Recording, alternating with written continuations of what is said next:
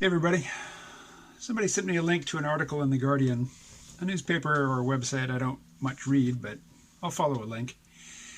And this one started off with some failed predictions. A group of scientists and engineers, I think, had published a list of predictions for the next 10 years. They did it back in 2010. They predicted that by 2020, that we would all have, or at least a lot of us would have, machines actually inside our heads, with neural interfaces that were connected to the internet. Didn't quite get there, did we? But I should say at the same time, people that I was talking to and interviewing and whatnot back in 2010 were saying that by 2020 we'd, be riding around on horses and most of us would be gardening for subsistence, and the lights would have long since gone off, and, motorized transportation would be a rarity, and for most people it would be just a bitter memory. Bitter because it's gone, I guess. Neither set of anxieties or fantasies came to pass. And in fact, if you were to walk around Bellows Falls, Vermont in 2020, 2020 is still a month and a half away, but I'm going to go out on a limb and say things aren't going to change too much in the next 6 weeks. But if you were to walk around this village in 2020, it would look a whole lot like it did back in 2010. Trying to think of anything that would be different. A few old buildings have been torn down. A few buildings which used to be habitable probably have fallen into disrepair. And other than that, the streets have been maintained. Lights are still on. I suppose cars look a little bit different. Not that much different. Although quite a bit has happened in the world of technology since 2010. This whole deep learning, big data revolution really kicked off like around 2012.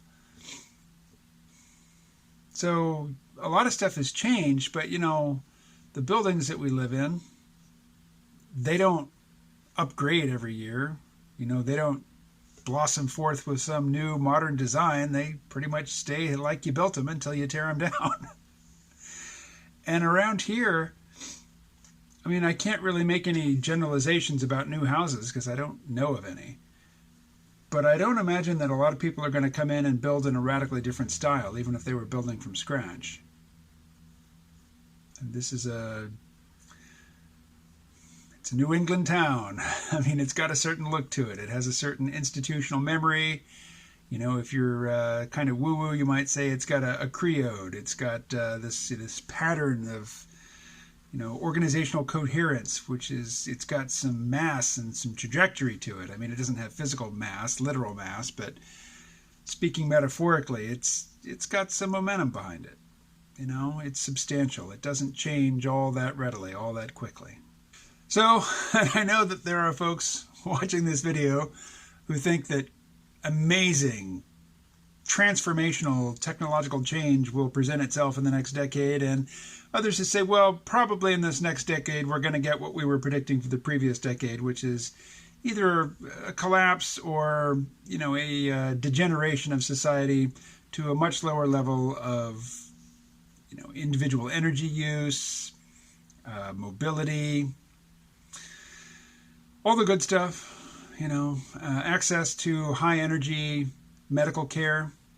You can still get your temperature taken, but you won't be able to get a CAT scan or an MRI. I suspect that 10 years from now, a lot of what we're going to look back on and say, that was indicative of the 2020s will be social, political stuff.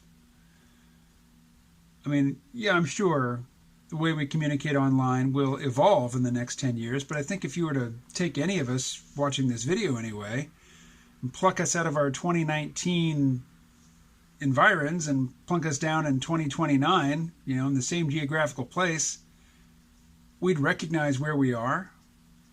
We might not know our password or whatever to get online, but once we were online, I think we'd know what to do. I think we'd know how to get around. And yet I think it's going to be a decade of rather monumental change. But again, I think it'll be mostly social and political. Although I think that social and political change is largely determined, or at least shaped, by technology. And yeah, technology could change a lot in the next decade, but, it takes a while for a new technology to find an application and to distribute itself throughout the society and make some distinctive mark, give rise to some distinctive social, political, cultural, built environment feature, which we can point to and say, yeah, that's a result of the automobile, or that's a result of, heavier than air flight. I mean, most airports, or most cities have airports these days, cities of, any size. And no cities had airports 100 years ago. Clearly, that's a pretty big, structural feature in the landscape. Airports, places that you drive to and get on an airplane and fly to, faraway places, but you do so with absolute, routine, mundane boredom. Of course, with the internet, you can find all manner of failed predictions from the past. And the further back you go, the funnier they get, really. If you go back to before the airplane, there were still people predicting that we'd all have, we'd be flying routinely. But, the apparatus that they imagined for that flying was absurd. Like wings that you strap on and flap, things like that. And I guess what most of those future visions had in common was that they didn't anticipate new technologies. They just, they posited unlikely new applications for existing technologies and then just cranked everything up to 11, particularly building size. Everything just gets really massively huge in the future. Really massively huge doesn't necessarily make any more sense in the future than it does in the present or than it did in the past. Although for some things, it does make sense. Like building up rather than out. I mean, there are certain places you just can't build out, so you're going to keep building up. Manhattan Island, case in point. I guess, though, the thing that I'm going to notice most as being different from now, 10 years from now, will be the reflection I see in the mirror.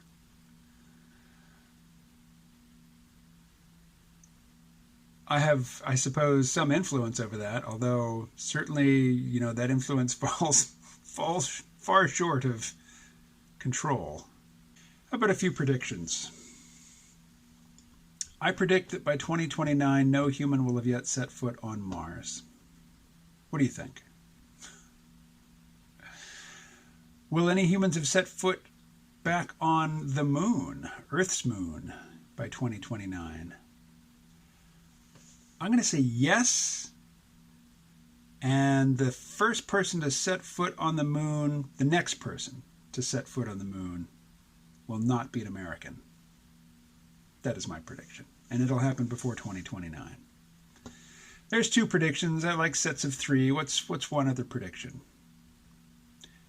Nothing to do with space travel. Artificial general intelligence. I think by 2029, it will be common sense to think that obviously our digital assistants know who we are and look out for us because not only are they programmed to, but that's just, part of who they are. And that it will seem like they are real people. And yet, people who work in AI and philosophers of mind will assure us that these entities have no awareness whatsoever. They don't know anything at all. They just behave as if they do. Which will be similar to the Cartesians, who said that you could vivisect an animal, nail a dog to the wall, and while it might whimper and cry and make all the appropriate, bodily gestures of an animal that is in pain, it doesn't really feel anything. The Cartesians were wrong about that. But people 10, 15, 20 years from now trying to determine whether or not these entities, I don't know what we'll call them, actually do suffer, actually do feel pain, or actually do have feelings for each other or for us, or whether they do have any genuine desires of their own, it will seem self-evidently as if these things do feel, desire, suffer, yearn, and yet it's possible that they won't. That'll be an uncomfortable place to be in. And I think the prescription there is we're probably going to have to extend consideration to these entities before they really merit it. Which would be interesting if, say, we gave them citizenship and we gave them autonomy, even though they didn't have any interior lives, they didn't have any subjective experience, and then we all died out. Maybe not all at once, but over time, leaving nothing but our machines to carry on the business of civilization, even though they have no experience of it. That's not going to happen in the next 10 years. All right.